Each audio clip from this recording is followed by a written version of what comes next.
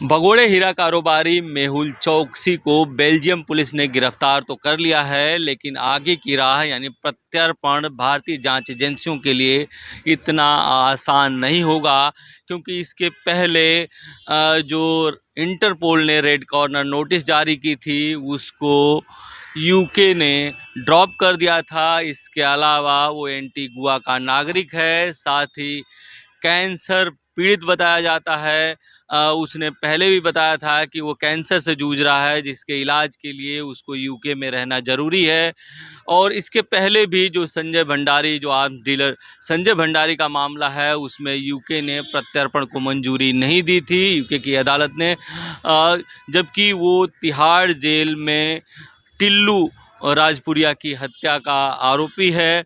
इसके बावजूद उसका प्रत्यर्पण नहीं हो पाया। तो इस केस में भी प्रत्यर्पण के लिए जांच एजेंसियों को काफ़ी मशक्क़त करनी होगी, क्योंकि जो स्थानीय अदालत है वहाँ की, यूके की, वो भी ह्यूमैनिटी ग्राउंड पर ज़्यादा फैसले करती है, यानी कि मानवाधिकारों का ज़्यादा ध्यान रखती है। ऐसे में जांच एजेंसियों को ज़्यादा प्रूफ देना होगा।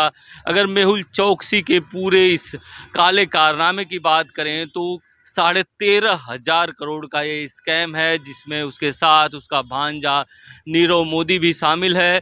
ये जो स्कैम है वो इस तरह से खुला कि जब वो फिर से एलओयू यानी लेटर ऑफ अंडरटेकिंग इशू कराने के लिए पंजाब नेशनल बैंक गया, तब जो पुराने अधिकारी जिनके बल पर एलओयू पहले लेता था उसका ट्रांसफ़र हो चुका था। वो जो 2 अधिकारी जो इसके पेरोल पर थे वो ट्रांसफ़र हो चुके थे। तो जो नया अधिकारी था उसने 100% कैश गारंटी मांगी।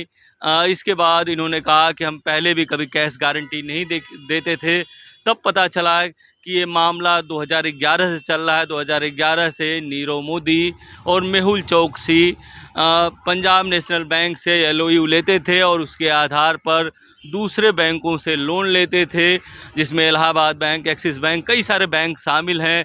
और इन बैंकों का समय समय पर कुछ पैसे इन्होंने चुकाया भी। जो एलओयू एक्सपायर होता था उससे पहले दूसरा एलओयू ले लेते थे, और कहीं न कहीं इसमें जो अधिकारी थे वो इस कदर शामिल थे कि वो जो बैंकिंग सिस्टम था उसको भी पूरी तरह से बाईपास करते थे, जो कोर बैंकिंग सिस्टम में एंट्री नहीं करते थे।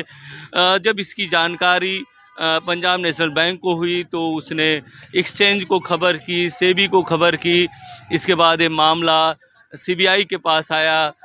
इसके पहले कि इन दोनों की गिरफ्तारी हो पाती, दोनों देश छोड़ चुके थे। अगर दोनों के स्कैम की बात करें तो ये काफ़ी बड़ा स्कैम था। 4,000 के करीब जो गीतांजलि है उसके स्टोर्स थे। गीतांजलि जो कंपनी है वो मेहुल चौकसी की है। उसके करीब 4,000 जो स्टोर थे, देश में और देश के बाहर भी थे। इसके अलावा नीरव मोदी के भी स्टोर थे।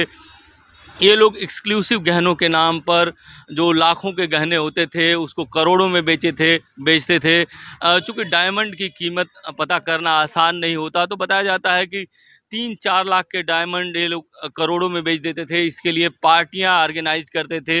इतना ही नहीं, इन्होंने बड़े बड़े सेलिब्रिटी को हायर किया था, जैसे इनके ब्रांड एम्बेसडर बिपाशा बसु रह चुकी है। बिपाशा बसु ने हालांकि बाद में ये आरोप लगाया था कि उनको पैसे कम दिए गए, और जब उनका कॉन्ट्रैक्ट एक्सपायर हो गया उसके बाद भी उनकी तस्वीरों का जो गीतांजलि ग्रुप है उसने प्रयोग किया। तो कहीं न कहीं ये सारे आरोप थे, और ये भी आरोप लगता था कि 3 लाख के डायमंड को इन्होंने 1 करोड़ तक में बेचा। और इनके कई सारे आलीशान बंगले थे। अलीबाग में जो आलीशान बंगला नीरव मोदी का था, वहाँ पे वो पार्टियां ऑर्गेनाइज करता था। वहाँ पे एक्सक्लूसिव डिज़ाइन बताकर जो डायमंड के सेट है जो कि कुछ लाखों में तैयार होते थे, उनको करोड़ों में बेचता था।